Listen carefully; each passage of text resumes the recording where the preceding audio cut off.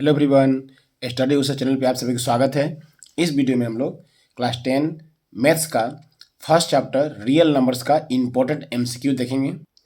देखिए number 1, Euclid's division lemma states that if A and B are any two positive integer then there exist unique integer Q and R such that.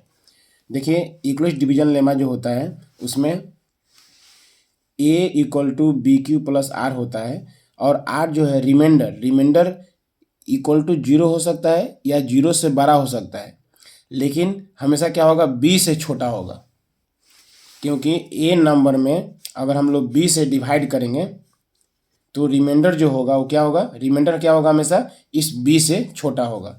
तो are जो है B से smaller होगा और 0 से greater होगा या 0 के इक्वल टू होगा। Option C is the answer. तो ए नंबर में बी से डिवाइड किए हैं तो क्वेश्चन क्यू आया है, रिमाइंडर आर आया है। तो ए इक्वल टू क्या होगा, A equal to B Q plus R. Number 2 देखिए, number 2, the number of decimal places after which the decimal expansion of rational number will terminate. Means जब इसको डेसिमल में हम लोग चेंज करेंगे तो डेसिमल के बाद में कितना डिजिट होगा ये बताना है।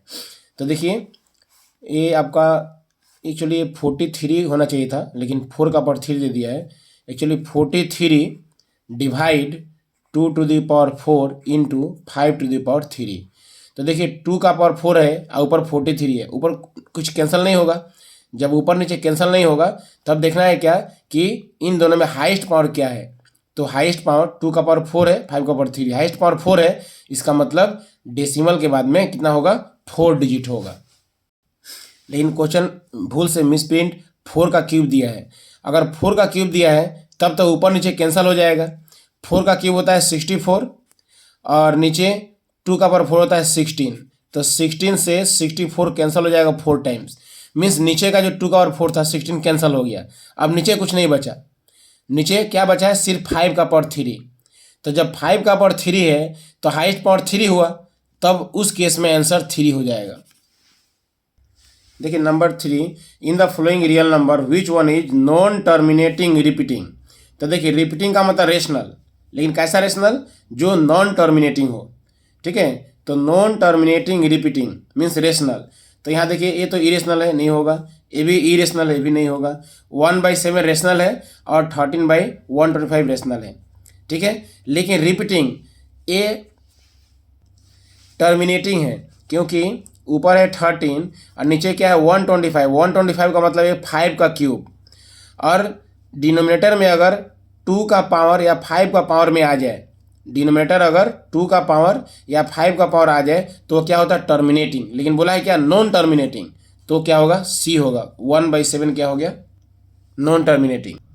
ठीक है, ये वाला टर्मिनेटिंग हो गया तो बचा सी। 1/7 इज नॉन टर्मिनेटिंग रिपीटिंग। देखिए फाइंड द करेक्ट आंसर। √7, √7 क्या होगा, √7 रूट लगा है, रूट तो नहीं हटेगा। जब रूट नहीं हटेगा क्या होगा, irrational. LCM of 91 and 26 is 182। HCF of this is. तो देखिए HCF into LCM equal to होता है first number into second number. देखिए फॉर्मूला होता है HCF into LCM equal to first number into second number. तो हमें क्या निकालना है, एचसीएफ निकालना है। तो HCF equal to first number into second number divide LCM आके डिवाइड हो जाएगा। अब फर्स्ट नंबर क्वेश्चन में दिया है 91 और सेकेंड नंबर क्वेश्चन में दिया है 26 और डिवाइड एलसीएम दिया है कितना, 182।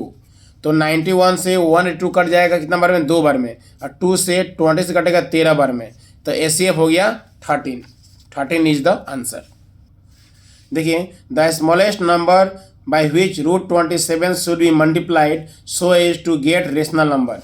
तो देखिए √27 है, अगर इसमें हम लोग √3 से इंटू कर देंगे तो रूट कितना हो जाएगा, 27 3 जा 81 और √81 हट के 9 बन जाएगा।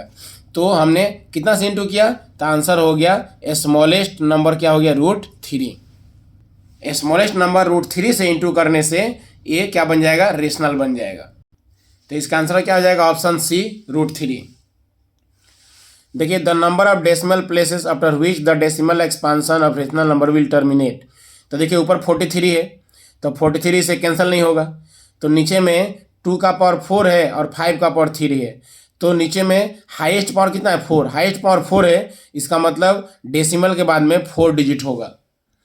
ये भी सेम है, the number of decimal places after which the decimal expansion will terminate.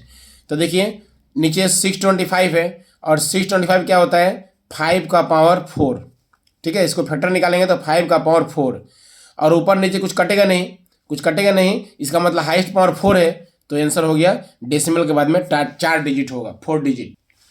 Next देखिए which one of the following is rational number, इसमें से कौन सा है जो रेशनल नंबर है। तो देखिए ऊपर रूट नीचे रूट तो इरेशनल हो गया, पाई है तो इरेशनल हो गया, ऊपर रूट नीचे रूट, रूट हटेगा नहीं तो इरेशनल हो गया।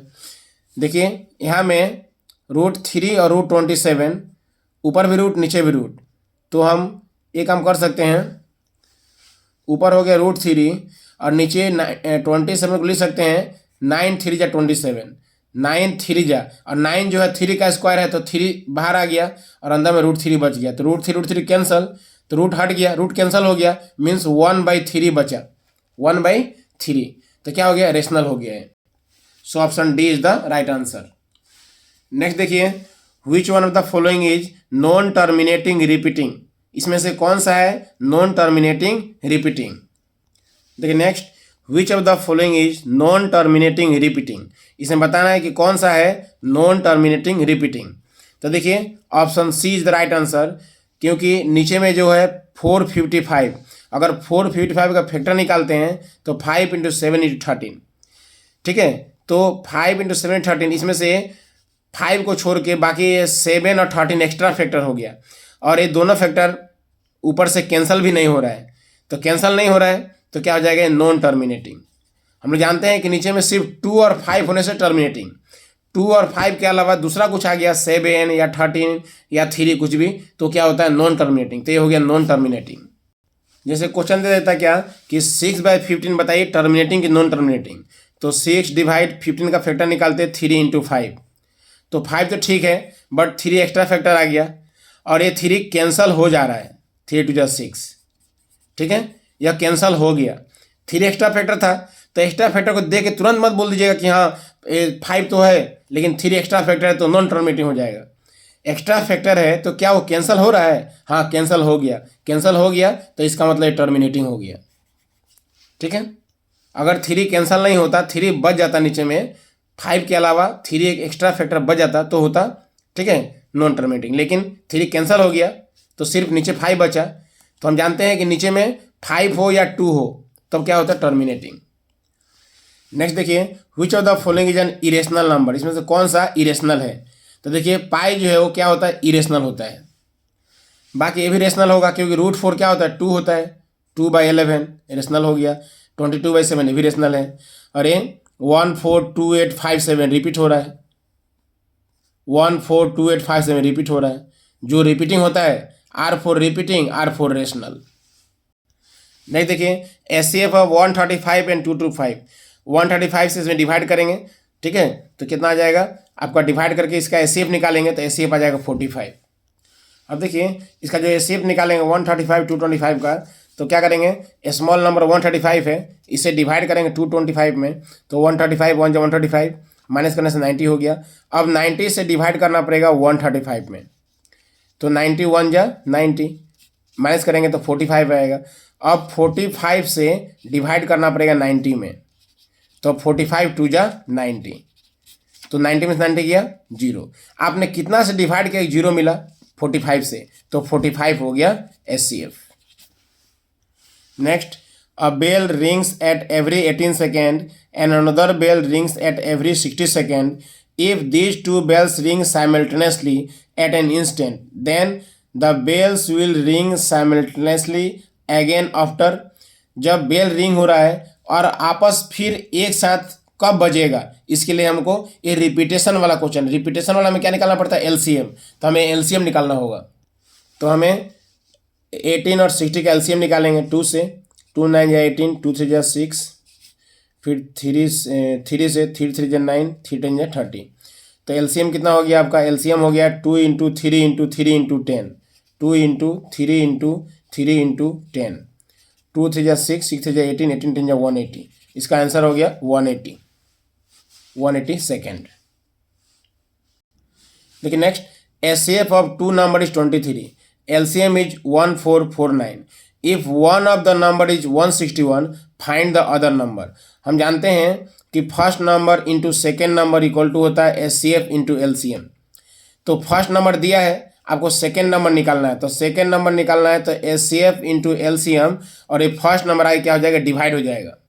अब क्वेश्चन में देखिए, फर्स्ट नंबर दिया है कितना, 161, तो डिवाइड में हो जाएगा आपका 161, और HCF कितना दिया है, HCF दिया हुआ है 23, और LCM दिया हुआ है 1449। अब क्या करें, इसको कैंसिल करेंगे। अब इसको जो कैंसिल करेंगे हम लोग, तो इससे कैंसिल हो जाएगा 9 टाइम्स। अब 9 से 23 में इंटू करेंगे तो 207।